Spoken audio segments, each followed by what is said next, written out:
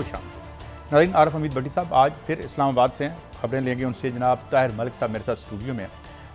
अदलिया के ख़िलाफ़ एक मुहिम चलाई गई जिस पे ख़ुद इमरान खान साहब भी बड़े जो हैं वो उन्होंने गुस्से का इजहार किया और बहुत बातें आई, और ख़ास तौर पर ज़फ़र मिर्ज़ा साहब की जो मुबैना क्वालिफ़िकेशन है इस ज़मीन में बड़ी बातें हुई, इस पर भी हम बात करेंगे। खैर, उनकी क्वालिफिकेशन के बारे में भी बहुत कुछ सोशल मीडिया पे आ गया है, इसमें सच क्या है झूठ क्या है, बल्कि हम कभी जिक्र करेंगे कि सुप्रीम कोर्ट में एक दरख्वास्त भी गई है ज़फ़र मिर्ज़ा साहब के हवाले से, मगर शायद उसका हम इसके अलावा बात करेंगे मुस्तकबिल में कितने वफाकी वज़ीर रह जाएंगे, कितने चले जाएंगे, कॉन्स्टिट्यूशन क्या कहता है क्या नहीं कहता, और क्यों फ़ौज ज़फ़र मौज हमें रखनी पड़ती है। खुद इमरान खान साहब इसके खिलाफ थे।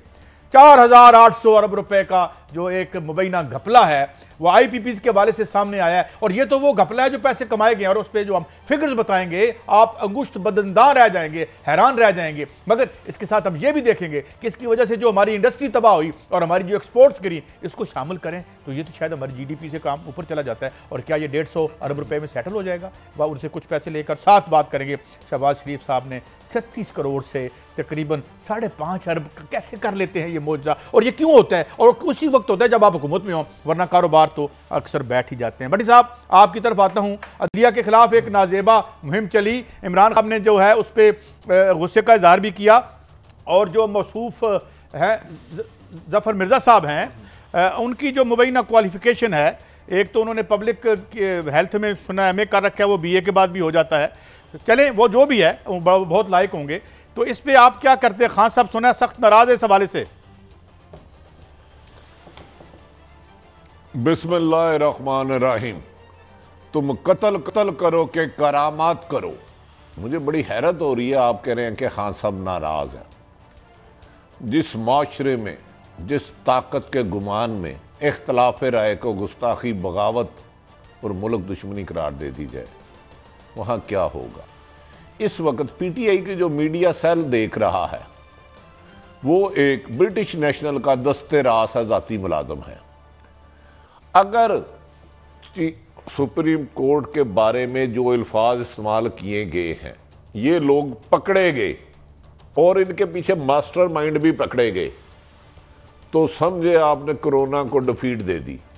बादिउल नजर में ये नहीं, लेकिन ऑर्डर कर दिया उन्होंने, FIA को कह दिया ये नहीं पकड़े जाएंगे।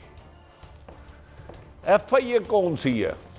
FIA federal investigation agency. हाँ जी, उसको उन्होंने ऑर्डर दिया कि चेक करें कौन किसने FIA क्या, डू यू थिंक FIA ना चाहे साइबर क्राइम, ना चाहे जाली अकाउंट चल सकता है? जो आपकी फौज के बारे में ना मुनासिब अल्फाज कहे, जो आपकी अदलिया के बारे में ना अल्फाज कहे, चलो हम छोड़ दो, हम तो फकीर आदमी हैं, हम तो अल्लाह के सपुर्द है। और किसी जर्नलिस्ट की माँ बहन गाली करके देते हैं, ये अल्लाह इनको और हिदायत दे। किसी मुल्क में फौज और अदलिया के बारे में FIA ना चाहे तो एक अकाउंट नहीं चल सकता, एक अकाउंट। मैं FIA के एक एक्सपर्ट के पास बैठा था, मैं क्या यार ये इतनी सुना है, मैं बदकिस्मती से ये गलीज गुफ्तगू सोशल मीडिया पे नहीं देखता, तो आप लोग पकड़ते क्यों नहीं? कहते हैं जिस दिन हुकूमत चाहेगी हम सूरज गुरूब होने से पहले पकड़ लेंगे। पिछले इस्लामाबाद के एक अहम तरीन घर में, अहम तरीन, महफूज तरीन, बड़े तरीन जगह पे ये ब्रीफिंग हुई है कि इन लोगों को आईना दिखाओ, ये हमें फलां जगह रुसवा करते हैं। भट्टी साहब ये क्या ऊपर हमारी इंसल्ट करते हैं। भट्टी साहब एक मिनट, आपने जो बात की आपने तो अपनी बात को खुद ही निगेट कर दी है कि काजी साहब ने हमें ये खबर दी है जो पूरे पाकिस्तान के पास है कि वजीर आजम साहब ने कहा है कि एक्शन लें, और वो बड़े सख्त गुस्से में है। आप बता रहे हैं कि जो हमारा डिपार्टमेंट है वो कहता है कि हमसे पूछेगा कोई हमसे कहेगा तो हम बताएंगे। तो ये तजाद किधर है फिर? ये हमारे अफसरों में FIA में काम करने की सलाहियत नहीं है कि उनको हुक्म नहीं दिया जाता। मलक साहब गुजारिश है, मैं FIA को 25 साल से डील कर रहा हूं, 25 साल से। थाने का SHO ना चाहे तो चैलेंज कर रहा हूं, चैलेंज। जुआखाना, मुनशियात फरोशी और एक दो और जराइम हो नहीं सकते।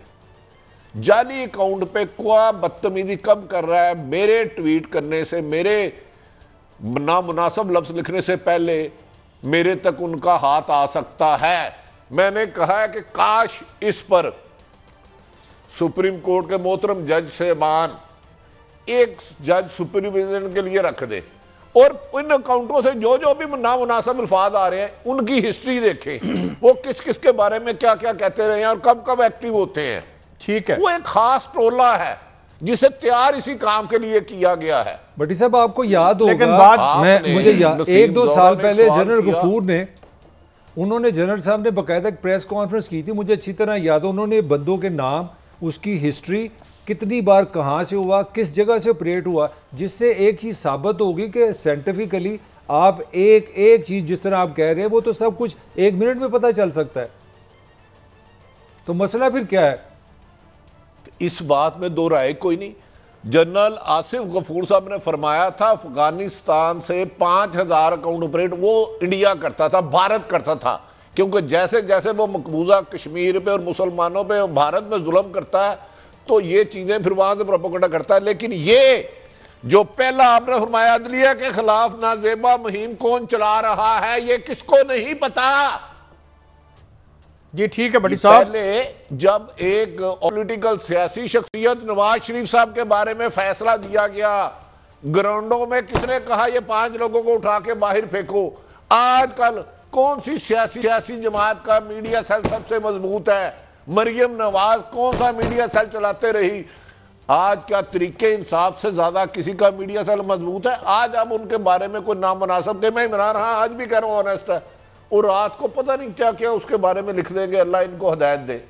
तो कादी साहब और मलक साहब, अगर इन्होंने कोई कंपिटेंट जज उनकी निगरानी में ना रखा तो ये मट्टी पाव हो जाएगा। इमरान खान साहब ने यह भी कहा था मैं IMF के पास नहीं जाऊंगा, खुदकशी कर लूंगा।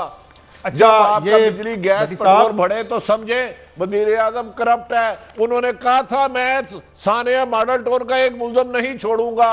उन्होंने कहा था ब्लैक मेलर एक नहीं छोड़ूंगा, मुल्क लूटने वाला एक नहीं छोड़ूंगा, 2 नहीं 1 पाकिस्तान होंगे, निजाम तालीम एक होगा। कौन सी एक बात पूरी हुई है इन 1.5 सालों में? अच्छा भट्टी साहब आगे बढ़ते हैं, फरमा दे तो फिर मैं इस पे भी मजीद राय खोल दूंगा। अच्छा बात आगे बढ़ते हैं, लेकिन कम से कम चलें हम इसको फेस वैल्यू पे लेते हैं और देखते हैं कि इस पे क्या एक्शन होता है और क्या एक्शन नहीं होता। बाकी तो ये है कि सोशल ये देखें ना, मरियम ये इन्होंने मरियम नवाज साहबा ने जब इन्होंने अटैक किया था और बाद में इनको सजा भी हुई थी, तो इनको मरियम साहबा ने अपनी वो उस पर DB पे क्या लगा लिया था और वो इनको प्रमोट कर रही थी वो। लेकिन ये एक मामला चलता रहा है और अभी चल, लेकिन आगे बढ़ते हैं। बड़ी साहब आपको मैं एक और बात बता दूं, जी आपको एक और बात बता दूं, पिछले 15 दिन से मोहतरमा मरियम नवाज का मीडिया सेल भी एक्टिव हो चुका है और इसमें से कुछ लोग जिन्होंने एक जज की फिल्म बनाई थी नैब अली, वो लंदन से भी ऑपरेट कर रहे हैं। आप कहां कहां ढूंढेंगे? आप यहां पकड़ेंगे वहां पकड़ेंगे। कादी साहब आप मासूम हैं, आप ये समझते इंक्वायरी का हुक्म दे दिया मुल्जमान को नहीं छोड़ूंगा, ये काफी है? नहीं, ये बताएं किस किस मुल्जम को पकड़ के उल्टा लटकाया, उससे पैसे रिकवर किए। अच्छा भट्टी साहब ये थे जज साहबान या हमारे मोहतरम फोर्सेस के लोगों के बारे में नामुनासिब किया, सजाएं कितनों को हुई, मुझे वो बताएं। भट्टी साहब अब ये बताएं, चलें ये तो हमने देखा और सोशल मीडिया के हवाले से हम देखेंगे आने वाले दिनों में क्या होता है, मगर ये बताएं कि वफाकी वजीरों और मशीरों की लगता है छुट्टी होने वाली है और ट्रिम करने लगे हैं और कैबिनेट को छोटा करने लगे हैं, कोई ऐसी बात है भट्टी साहब या कहानी है? देखें, जब बच्चा बुजुर्ग कोई बच्चा बचपनों वाली हरकतें करता है, जब कोई बुजुर्ग बहुत बूढ़ा हो जाए, 70 साल से ऊपर हो जाए और समझे कि मैं 17 साल का जवान हूं, इलाज तो फिर हर एक का करना पड़ता है ना। जब कोई लिमिट क्रॉस कर दे, जिसको बार बार समझाया जाए बेटा ये लिमिट है, यहां आगे पाकिस्तान है, इसको बड़ी कुर्बानियों के बाद किया गया और बड़ी कुर्बानियों से कायम रखा हुआ है। ताहम कुछ ना कुछ फैसले जरूर होंगे। मेरी तो दुआ है कि पाकिस्तान और आम शहरियों के लिए बेहतर हो। हम दुआ को हैं, क्योंकि आजकल भट्टी साहब मैं आपको थोड़ा सा मैं एक ब्रेकअप देना चाह रहा हूं। कुछ हो रही है भट्टी साहब, आप भी रिपोर्टर हैं और आपको बड़ा प्राइड है, मैं भी जर्नलिस्ट हूँ को मैंने खुद इमरान खान को कवर किया एज ए रिपोर्टर। मुझे उनकी एक हमेशा थॉट याद है कि छोटी government, less government is a best government, ये खान साहब का ख्याल था। इस वक्त खान साहब के पास 25 फेडरल मिनिस्टर हैं, 4 वजीर ममलकत हैं, 5 उनके एडवाइज़र हैं, 13 मावन खसूसी हैं और 36 उनके पार्लिमानी सेक्रेटरी हैं। तो मैंने जब कैलकुलेशन की तो पता है कितने बने हैं? 83। 83 लोग लेके, तो आप अंदाजा लगाए पंजाब में जब शादी होती है ना तो आप इतने लोग बारात में लेके चलते हैं। एक अर्ज करूं मैं दोनों के लिए पिचिंग बॉल बन गया हूं, काजी सईद और ताहिर मलिक के लिए। मैं जो इमरान खान साहब पहले कहते थे छोटी काबीना होनी चाहिए, उस पर यकीन करूं जो कैलकुलेशन अब की है जिसमें कंप्यूटर भी बेजुबान हो गया है, आपकी इस बात पर यकीन करूं। ये आप मुझे प्रोड्यूसर हुक्म फरमाए, ये प्रोड्यूसर से पूछे, मैं सरे हम हो जाता हूं। जो वो कहते थे कि छोटी मिनिस्ट्री होनी चाहिए, छोटी कभी साहब ये सुनने जरा, अब मेरी रहनुमाई फरमाना आगे से नहीं निकलना। चलिए आप भट्टी साहब, मैं आपको बता दूं, उन्होंने कहा था 15-16 लोग होने चाहिए और इमरान खान साहब ने बिल्कुल 15-16 गैर मुंतखब लोग कैबिनेट में रखे हैं। इस हवाले से सही कहा उन्होंने, 15-16 बंदे इस कैबिनेट में वो हैं। भट्टी साहब एक सवाल देखिए, मैं उनकी बात नहीं कह सकता। उन्होंने एक लफ्ज फरमाया, अगर आपने याद करना हो ना, रिपोर्टर हूं ना आज भी, हड्डी नहीं डालूंगा। हाँ, हड्डी नहीं डालूंगा, बिल्कुल सही। वो दोबारा सुन लें, आपकी सलाह हो जाएगी। ये जरा नोट कर लें, टोटल काबीना कितनी कही थी और आज जो आपने फरमाई है कैलकुलेट करके वो बता दें। भट्टी साहब जब आपने यहाँ पे माइनॉरिटी गवर्नमेंट बनानी है, बंदे आपके पास हैं नहीं, और वजारतों को तकसीम करके आपने गवर्नमेंट बनानी है, पता नहीं कौन कौन से स्टेक होल्डर हैं और कौन से नहीं हैं। मून सिलाई साहब अभी तक नाराज थे, फलां नाराज है, तो यहाँ तो हुकूमत का ये सिस्टम ही ऐसा है। खास साहब ला बजाय ऐसी स्टेटमेंट्स देते रहे इससे पहले, या फिर वो गवर्नमेंट ना लेते इस मैंडेट। ये नहीं होता जिस शख्स के कोलो फेल में तजाद हो नहायत अदब एहतराम से। अब मैं इस प्रोग्राम में बैठा हूँ, हो सकता है मैं पूरा सच ना बोल रहा हूँ, लेकिन मैं झूठ बोलूंगा तो मुनाफिकीन में आ जाऊंगा। मुझे कोई गन पॉइंट पे तो नहीं रख रहा, मैक्सिमम मैं नौकरी छोड़ के घर चले जाऊं, लेकिन मैं जबरदस्ती गलत काम तो नहीं ना करूंगा। गलत काम करूंगा तो उसका हिस्सा होऊंगा, रोजे इशर वाले दिन जवाब दे होऊंगा। तो गुजारिश ये है, दावे करते हुए उतने करें जितने पूरे कर सके। 19-20 में तो फर्क हो सकता है, लेकिन मेरी गुजारिश, मेरे पास भट्टी साहब, लोगों की आंखें खुल चुकी हैं। भट्टी साहब, ये एक जो यंग फार्मासिस्ट एसोसिएशन है, इसकी भी एक दरख्वास्त या तो तैयार हो रही है, ये सुप्रीम कोर्ट में पहुंच गई है जफर मिर्जा साहब के हवाले से। अब पता नहीं उसको कब टेकअप करते हैं या नहीं टेकअप करते, लेकिन आज ही मुझे उसकी कापी भेजी है। जो यंग फार्मासिस्ट हैं इनके, जो उस्मान वगैरह, इन्होंने जो बड़ी इन्होंने स्ट्रगल भी की है ड्रग रेगुलेटरी अथॉरिटी के हवाले से। इन्होंने क्या किया है आपको पता है? इस बच्चे पे 85 पर्चे करवा दिए गए थे जिसने पॉइंट आउट किया था, और लेकिन उसके बाद ना आमिर कियानी साहब के दौर में बढ़ने वाली कीमतों का कुछ पता चला। और ये जो अभी एक इंक्वायरी FIA के पास पड़ी है, एक मिनट, FIA के पास इंक्वायरी पड़ी है कि क्या मास्क यहाँ से गैर कानूनी तौर पर एक्सपोर्ट किए गए जब इस मुल्क में मास्क की जरूरत थी। बहुत से मामलात हैं, और ये भी देख लें कितनी काजी साहब इनकी कितनी है। काजी साहब इनकी डिग्री के बारे में बताएं, वो तो शक किया जा रहा है। इसके बारे में हमारे पास कोई इत्तला नहीं है, हमें फिलहाल बात, वो जो इल्जाम लगे हैं उसकी बात कर रहा हूं। डिग्री है उनकी दुरुस्त। कादी साहब और मलक साहब दोनों से गुजारिश है, हम तीनों का एक जिंदगी का जवानी इस प्रोफेशन को दे दी। हमारे सर पे उतने बाल नहीं है जितने हम स्कैंडल सुनते हैं। मुझे बताएं सजाएं किस किस को हुई, बस मेरा एक मौक़िफ़ है। सजाएं बहुत लोगों को हुई है, मैं आपको गिन के बता दूं। भट्टी साहब, मैं आपको बताऊं किस किस को सजा हुई है। मैं बताता हूं, पूरे 22 करोड़ लोगों को सजा हुई है। यहां पे उनको सजा होती है जब हम एक गलत अपॉइंटमेंट करते हैं, और जब हम जो है वो दवाइयों में हेर फेर करते हैं उनकी। और फिर क्या हुआ, वो स्कैंडल भी याद होगा आपको कि जब हामला औरतों को लगने वाले टीके नाकस बने और मार्केट करवा दिए गए। ये असलम अफगानी साहब का दौर था, और चीफ ड्रग इंस्पेक्टर जनाब उबैद अली ने इसके बारे में तहरीरी तौर पर लिख के दिया, मगर वो हमारी कौम की बेटियों को लग गए थे। आज तक उसका कुछ नहीं हुआ। वो किसने किया था? वो स्कैम सामने आया। फिर यहाँ एक वैक्सीन आई थी, वो हमारी कौम की बेटियों के लग गए। बेटियां रहमत होती हैं। कादी साहब और मलक साहब वो लग गए, नामुनासिब टीके वो मेयार पे नहीं थे। किसी एक को सजा हुई, जरा रहनुमाई फरमाते थे। मैं हमारी कौम की बच्चियों को सजा हुई और पैदा होने वाले बच्चों को सजा हुई। गुफ्तगू में ना जाए, अमल में जाए। सजा किस किस को हुई? अच्छा भट्टी साहब, मुझे एक अपने मेरा मसला हल करें। मुझे अभी तक ये नहीं पता चला एज ए जर्नलिस्ट कि मेरी जो फेडरल हुकूमत है उसमें 3 मुशीर हैं। एक का नाम है अपना आशिक अवान साहब हैं, वो भी मुशीर हैं। अजीज़ चंद साहब हैं, अपना नदीम चंद साहब हैं, वो भी वज़ीर आज़म के एडवाइज़र हैं। और ये गिल साहब भी हैं। कभी को ट्विटर पे नज़र आता है, कभी को प्रेस कॉन्फ्रेंस कर रहे हैं। तो मुझे कोई यकसानियत है इस निज़ाम में? 3 मुशीर आपने रखे हैं, और मज़े की बात है तीनों गैर मुंतखब हैं। तो आप ये कहना चाहते हैं ये पाकिस्तान में पहली बार हो रहा है? ये है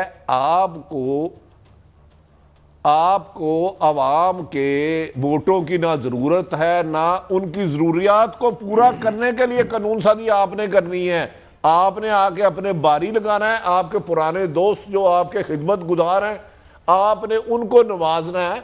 आप पूरी कबीना में गैर मुंतहिब लोगों, कोई IMF का मुलाजम होगा, कोई ब्रिटिश नेशनल होगा, यूनिवर्सिटी से नहल हुआ होगा, किसी पे मनी लॉन्ड्रिंग का केस होगा, किसी के ऊपर FIA का केस होगा, वो आपकी आंखों के तारे हैं, चले वो भट्टी आपके साहब कान और आंख हैं जब आप इक़्तिदार में बैठ जाते हैं।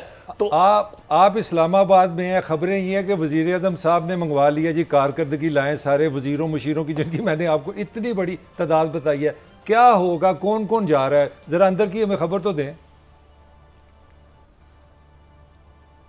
देखें, आने वाला तो तूफान है।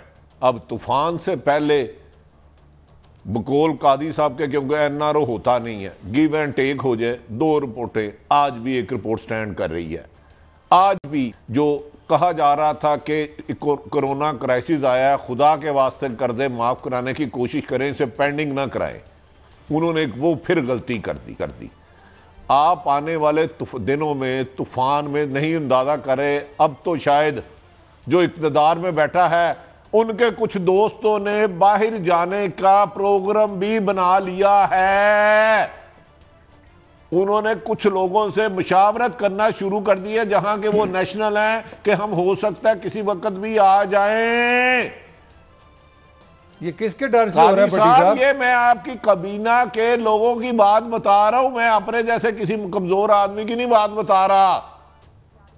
अब हालात यहां तक खराब हैं। हाँ, अगर संभल जाते हैं तो ये तो भाई पीपल्स पार्टी, आप ये कह रहे हैं कि ये खान साहब को छोड़ के भागने की तैयारियां कर रहे हैं। पता नहीं क्या क्या हो जाता है इस मुल्क में। नहीं, मेरा आपसे सवाल है, ये खान साहब को छोड़ने के भागने की तैयारी जब आएगा तूफान, क्योंकि इमरान खान साहब का एक विजन था साफ सुथरा 22 साल, वो लोग तो अब उनके साथ है नहीं, अब उनकी हुकूमत के साथ है। इमरान खान के विजन के साथ कोई नहीं है, PTI के साथ कोई नहीं है, जो उनके किचन कैबिनेट है वो हुक्मरान के पंछी हैं, हुकूमत के पंछी हैं। अपना दाना चुग लिया, जब हुकूमत खत्म होगी उड़ जाएंगे, किसी और दरख्त पे बैठ जाएंगे। वो तो बाकी के भी उड़ जाएंगे, लेकिन भट्टी साहब कुछ तो इमरान खान साहब ने भी रखे होंगे, बाकी कहाँ के रिकमेंडीज हैं, ये भी तो देखे ना कि जनाब वो जी उन्होंने आपको पंजाब में आपके पास नहीं थी मेजॉरिटी, वहाँ भी गवर्नमेंट बनानी है तो वजारतें तकसीम करके गवर्नमेंट बनती है। यहाँ कौन सा कोई नया काम हुआ है जो इमरान खान साहब ने किया है जो पहले नहीं हुआ? भट्टी साहब नहीं, तो निहायत अदब एहतराम से इमरान खान साहब ने वफाक में भी तो इसी तरह बनाया, MQM, अख्तर मैंगल, परवेज लाई, और खुद जो नून लीग, वोट की इज्जत दो, नोट को लेके भाग जाओ। जब 2008 में आए, परवेज लाई साहब की काफ लीग थी, उसके 55 लोग ता मानिका के फॉरवर्ड ब्लॉक बनाया, पता नहीं क्या उसका नाम कुछ और दिया इन्होंने। तो ये तो सारी मुल्क में इक़्तिदार का खेल है। 22 करोड़ अवाम तो रब के सपुर्द है, वो उनके लिए कोई असबाब बना देता है। बाकी इस मुल्क में इक़्तिदार लेने के लिए आप असूलों को पाँव के नीचे कुचल के आते हैं, इक़्तिदार को अखलाकियात का जनाजा निकाल के आते हैं। भट्टी साहब मुझे जब ऐसे जनाजे लेके आते हैं आप, तो 22 करोड़ के लिए 100 का मुकाम हो जाता है। भट्टी साहब एक ब्रेक पे जा रहे हैं, और जब वापस आएंगे तो यही हम ज़रूर अप्रिशिएट करेंगे कि इमरान खान साहब के आप सारे क्रिटिक भी हैं, मगर उन्होंने जो IPPs के हवाले से रिपोर्ट आई, जो कि शुगर माफिया के हवाले से, या माफिया मुझे कहना चाहिए या नहीं, उसके हवाले से उनकी रिपोर्ट आई है, गंदम की, मगर जो IPPs की रिपोर्ट आई है जो हम ब्रेक के बाद हम आपके साथ डिस्कस करेंगे, वो शुरुबा फैक्ट्स एंड फिगर्स हैं। हज़ार अरब रुपए तो इन्होंने ले लिए, 79% तक प्रॉफिट लिया गया मुबैना तौर पर। और अब क्या अंदर की खबर हम आपको बताएंगे कि कुछ IPPs विलिंग भी हैं, मगर वो पीनट दे के जान छुड़ाना चाहते हैं। यह है अंदर की खबर। ये मामला क्या था, ब्रेक के बाद हम आपको बताएंगे क्या होशरुबा इंकशाफात है।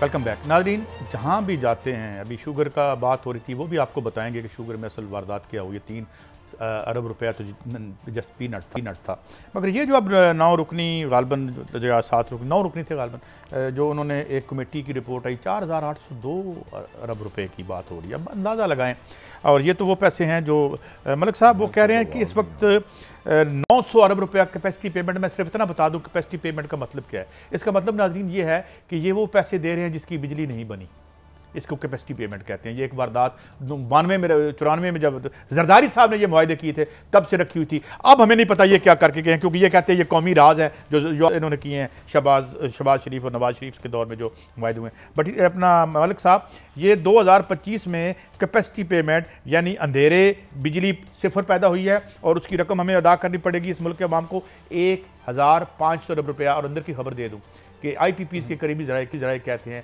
कि 100-150 अरब रुपया लेके, और हुकूमत भी विलिंग है कि 100 अरब रुपया ले लो, हज़ारों अरब वो ले जाए। 100 अरब, बट 100 अरब रुपए, थोड़ा सा करेक्ट आपको कर दो, आपने फरमाया ना 4802 अरब रुपए आपने बताया, ये कैपेसिटी से नहीं है। ये कैपेसिटी से मुराद है कि बिजली बनाए हमें आपने पैसे दे दिए। ये सिर्फ 13 साल में है, ओनली 13 ईयर्स में। आपको थोड़ी सी फिगर दूँ, 16 IPPs जो है ना, 16 कंपनियों ने 50 अरब, पूरी दुनिया आप देख लें, भट्टी साहब से पूछ लें, अपने आप से पूछ लें, कोई दुनिया में ऐसा बिजनेस दिखा दें हीरोइन समेत जो आप 50 अरब रुपया लगाएं और 415 अरब रुपया कमा लें।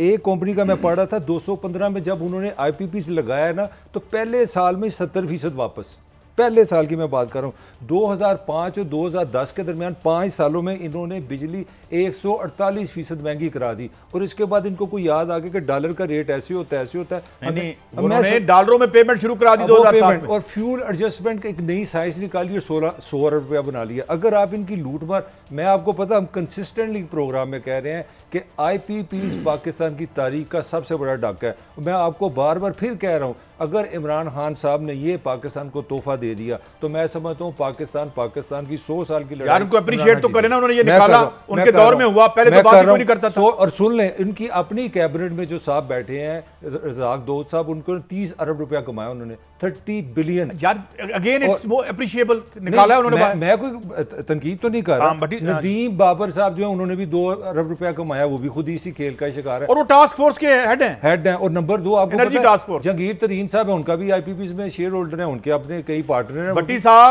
भट्टी साहब, अब हम कहां से लाएं पैसे कोरोना के मारे हुए अवाम के लिए? हम क्या करें जरा बताएं ना, कि अगर इतने हर काम में ये वारदात होगी। चीनी का तो आपको पता है ना, फ्रंट मैन के जरिए खरीदा गया था गन्ना, कम कीमत पे खरीद के, और कम पहले स्टोरी ये है भट्टी साहब के कम कीमत पे खरीदा गया फ्रंट मैन के जरिए, उन्हें रसीदें ज्यादा पैसे की दी गई और फिर वो गवर्नमेंट को दिखा के प्राइस मुबैना तौर पर बढ़ा दी गई। असल वारदात ये अरबों रुपए ऊपर से मलाई उतार के ले जाते हैं, और आप और मैं कोरोना में मारे जाते हैं। कोरोना ज्यादा मोहलक है या ये ज्यादा लोग मोहलक हैं भट्टी साहब? काजी साहब, कोरोना में इस्लाह के पहलू हैं। अगर हम रब को मान लें, कोरोना कुछ वक्त के लिए आया है। जब से पाकिस्तान बना है, चंद कोरोना अरबपति जिस तरह 22 करोड़ अवाम को लूटते हैं ना, मुख्तलिफ माफिया के रूप में, ये आप तसव्वुर नहीं कर सकते। मैं आज और कल 1-2-3 दोस्तों से मुलाकात हुई, वो समझ में नहीं आ रहा ये मुल्क चल कैसे रहा, कि सबको पता है कि ये क्राइम में मुलव्वस है, इसने अरबों रुपए बनाए, इसने बनाए। एक बंदा कहता है मेरे सामने ये कुछ अर्सा पहले ये था, अब इसके लंदन में 4-5 प्लाजे हैं। तो मैं क्या यार, तो ये सबको पता है, तो कार्रवाई कौन करेगा? कहता है जिन्होंने कार्रवाई करनी है वो हिस्सा ले लेते हैं। अब मुझे बताएं, कोरोना तो हम 1947 से कायदे जाने के बाद हमें कोरोना ही तो चमड़ रहे हैं। शायद 2-4 अच्छे बंदे आए हो, बाकी तो हमें इसी तरह खा रहे, नजर भी नहीं आते, नजर आते भी हैं, लेकिन हम बस लावारस है। जब तक क्राइम 24 घंटे हो रहा है, जब तक इंसाफ की स्पीड क्राइम करने वालों से तेज ना हुई और जिम्मेदारों को सजाएं मिलने का तनासुब क्राइम से ज्यादा ना हुआ, मैं एक बात आपको बता दूं, 22 करोड़ अवाम चंद खानदानों से लुटते रहेंगे। भट्टी साहब, ये जो कोरोना के बाद की दुनिया तुलू हो रही है, ये जो मैशत अब आ रही है, यहाँ नहीं हर जगह पे, जिस तरीके से ये फ्राडिये जो इस दुनिया पर काबिज थे और बड़े माशाल्लाह स्पिक एंड स्पैन सूट पहने हुए मुअज़्ज़िज़ लोग हैं, ये बड़े, और हमारे इकोनॉमिस्ट भी इनको आके डिफेंड करते थे, ये सारे एक्सपोज हो गए हैं। और अब जी मलिक साहब आप कुछ अच्छा भट्टी साहब, वो मैं आपको बता रहा हूँ, जो काजी साहब बता रहे थे, जो इतलात है, जो इन्वेस्टिगेशन है, वो तो जब 25 को आएंगी, 160 रुपये मन जो ना वो काश्तकार से गन्ना खरीदा गया, कागजों में लिखा गया 260 160 का गरीब आदमी से खरीदा है, काश्तकार जो बेचारा मेहनत करता है, और कागजों में 260 का गिन के हमारी चीनी कर दी गई 63 से 85, और इतने पैसे बेनामी अकाउंट भी बने, पैसा भी बाहर चला गया। और इस वक्त ये एस्टैब्लिश न्यूज़ है कि रमज़ान में 100 रुपये पे चीनी ने किलो में चला जाना है। आप इस्लामाबाद बैठे हैं, मेरे 2 आपसे सवाल है, पहले तो IPPs करने वाले जो लोग हैं, जो जिम्मेदार थे, जिन्होंने ये पाकिस्तान में फंदा डाला, उनका कोई एहतसाब करेगा। दूसरा ये जो मैं आपको बता रहा हूँ काश्तकार के साथ होता है, 160 का गन्ना लिया और कागजों में ये देखिए। अब आप फेडरल मिनिस्टर की बात कर रहे हैं, इससे पहले ये भी फरमा चुके हैं कि यहाँ पे मुझे ये कहा गया कि अगले इलेक्शन में तुम जीते कोई नहीं। तो आपकी दो चीज़ें साबित हो गई कि IPPs हो गया, चीनी हो गया, जो पैसा नाजायज़ होता है ना, सबसे बड़ा जो खा रहा है पाकिस्तान को, वो आपकी जमहूरियत खा रही है। आप यहाँ पे एक बहुत बड़ी बहस शुरू हो गई है कि शरीफ आदमी सियासत में नहीं आ सकता। अब आपको पता लगा शरीफ आदमी कहाँ से आएगा? जब एक तरफ अरबों रुपए इस तरह इकट्ठे होंगे, वो अपनी मर्जी के MNA बनाएंगे, मर्जी से पॉलिसीज बनाएंगे। अभी जहांगीर तरीन साहब ने कहा है कि 60 MPs तो मेरे साथ हैं, तो जाहिर है जब आप इतनी बड़ी फाइनेंशियल माइट होगी तो फिर ये आपको कोई नहीं पकड़ेगा। अच्छा भट्टी साहब, सुना आपने कि शेख रशीद साहब कह रहे हैं कि जनाब आज तक उन्होंने इन माफियाज के खिलाफ और शुगर के हवाले से कभी कोई कार्रवाई होती नहीं देखी, क्या कहेंगे आप? अच्छा, मैं दरअसल टेक्निकल वजूहात की वजह से नहीं सुन सका, मैं शेख साहब की बात पे क्यों जाऊं। और मैंने खुद सारी उम्र देखा इन माफिया को पलटते हुए, इनके खिलाफ कार्रवाई हो ही नहीं सकती। मैं कह रहा हूं इत्तेफाक से कल सुप्रीम कोर्ट की बिल्डिंग से मुझे भी जाना हुआ। मैंने कहा सर, एक बंदे से मुलाकात हुई, मैंने कहा ये एक फैसला हुआ, साकिब निसार साहब ने किया हुआ, पूरी हिस्ट्री बताई। तो पाकिस्तान में छोड़े, इंसाफ की ख्वाहिश ना करें, ये आपका क्राइम है। इंसाफ की ख्वाहिश करना या ताकतवर को सजा देने का मुतालबा करना भी क्राइम है पाकिस्तान में। भट्टी साहब एक ब्रेक पे जाने से पहले भट्टी साहब से पूछना चाह रहा हूँ। भट्टी साहब आवाज आ रही है? नहीं, अभी टाइम नहीं। नाज़रीन ब्रेक पे जा रहे हैं, वापस आएंगे देखेंगे 20 सालों में शहबाज शरीफ के खानदान के एहसास से 36 करोड़ से 5.5 अरब तक कैसे पहुंच गए। ये सारा आबे कावा बिगड़ा हुआ है। लगता है माल बनाने के अलावा मुबैना तौर पर नैब के मुताबिक इन्होंने कोई और काम नहीं किया। आते हैं एक ब्रेक के बाद। Welcome back. नाज़रीन, एक नोटिस दोबारा शहबाज शरीफ साहब को दिया गया है जिसमें उन्हें नैब ने तलब कर लिया है और उसमें बुनियादी तौर पर बहुत से सवालात हैं। ये आ भी गया हमारे पास, उसका अक्स ये आप देख रहे हैं, उसमें बहुत से सवालात पूछेंगे। जो मेन बात है वो ये है कि 20 साल में उनके जो 36 करोड़ से असासे 5.5 अरब तक कैसे पहुंच गए। और ये नैब का क्लेम है कि इसकी कोई नहीं है, इसको सोर्स ऑफ इनकम बताया जाए। इसके अलावा उनसे और भी बहुत सारी बातें पूछी गई हैं। उनकी बेगम मोहतरमा नुसरत शहबाज साहिबा के नाम जो कसूर में ज़मीन है उसके बारे में पूछा गया है। 2 और अफराद हैं, उनसे क्या ताल्लुक़ है, बहुत से सवाल हैं। भट्टी साहब, आपकी तरफ आता हूँ, तो यहाँ पर कारोबार में कामयाब होने के लिए ज़रूरी है कि आप हुकूमत का भी हिस्सा हों? भट्टी साहब देखिए, हुकूमत का हिस्सा हो या माफिया के पार्टनर हो तभी कामयाबी है, अदरवाइज आपके कारोबार में नुकसान है। तो मैं काजी साहब, अगर आप गुस्ताखी ना समझे, आपने कहा 36 करोड़ से 5.5 अरब, मैं कह रहा हूं इससे 100 के साथ 50 के साथ अरब दे, ये कम पैसे बता रहे हैं, आप गलत कह रहे हैं। आप शहबाज शरीफ साहब को चैलेंज कर रहे हैं। इतनी मेहनत से खरबों रुपए कमाए हुए को आपने अरबों में तकसीम कर दिया है। ये क्या तरीका टीवी पे बैठ के? मैं कह रहा हूं ये एहसासे बहुत कम है। मैं जानता हूं इससे बहुत ज्यादा पैसे उनके हैं, मेरे इल्म में है। अच्छा, तो ये इतनी मेहनत करके उन्होंने 3 दफा इक़्तिदार में रह के दौलत के मीनार उन्होंने दीवारें चीन से बुलंद की है। आप कह रहे हैं 5.5 अरब रुपए, 550 अरब है। वो यार ये ज्यादती है, ना इंसाफी है। नैब नहीं कुछ कर पाएगा, वो कुछ नहीं पूछ पाएगा, क्योंकि नींदरा बस तो कहते हैं आप आपस में दोनों बातें करें। अरे वाह वाह वाह, इतना दर्द है दिल में अवाम का कि उन्होंने अपने लिबास का तरीका बदल दिया। भट्टी साहब, लिबास भी उन्होंने गरीबाना पहन लिया। आप कहते हैं सब एक अर्ज करूं, मैं आपको एक टेलर का नाम भेज रहा हूं। अच्छा, टेलर का मियां साहब एक ही कपड़े के एक ही रंग के 50 सूट सिलाते हैं एट ए टाइम। नहीं सर, वो बनियान भी अपनी मर्जी की सिलाते हैं। खुदा के लिए कौम को हम क्या गलत बता रहे हैं? मैं आपको गरीबों में तकसीम करने के लिए तो नहीं बनवाते। वो एक सूट नहीं सिलाते एक रंग के कपड़े के 50। अनबिलीवेबल यार, कि आप कह रहे हैं दिल का दर्द है, तो जिसको दिल का दर्द हो, एक वक्त के खाने का हो, वो खरबों में नहीं खेलता, वो खरबों में नहीं खेलता। खुदा का नाम नहीं यार, छोड़ दे, इन्हीं चीजों ने हमें लूटा है।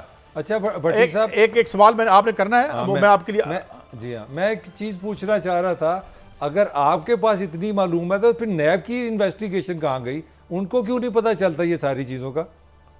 यार भाई मुझे नहीं पता, मेरा अपना तजर्बा है कि पाकिस्तान में ताकतवर माफिया दानिशमंद को कोई नहीं कानून की गिरफ्त में ला सकता, ना सजा दिला सकता, इंक्वायरी का हुक्म जरूर हो सकता है। भट्टी साहब ये लगता है आपको करीने क्यास लगता है ये कौमी हुकूमत और फिर ये कोई रकम कम है 4,802 अरब रुपए की मजीद कुछ करना है हमने? भट्टी साहब ये इस किस्म की बातें हो रही हैं, लेकिन मेरी इतला है इन्हें हुकूमत नहीं मिलेंगी। दिल को बहलाने के लिए ये ख्याल अच्छा है गालिब। हाँ ये बातें चल रही हैं लेकिन ये पूरी नहीं होंगी। मैं इंफॉर्मेशन बेस पे ये लफ्ज कह रहा हूं, पाकिस्तान में हर चीज नामुमकिन हो सकती है, लेकिन क्लोजिंग है मगर जाते जाते एक सवाल हमारा आज रह गया ऑफर भी है, हम सोच भी रहे हैं जैसे लोग हैं वो ये कह रहे हैं कि आप पीएम साहब ने खोल दिया है, मगर जब हम सामान खरीदने जाते हैं तो हमें क्यों रोका जाता है, इस पर हम अगले प्रोग्राम में बात करेंगे। मगर ये वक्त खत्म हुआ, इजाजत दीजिए, अल्लाह हाफिज़।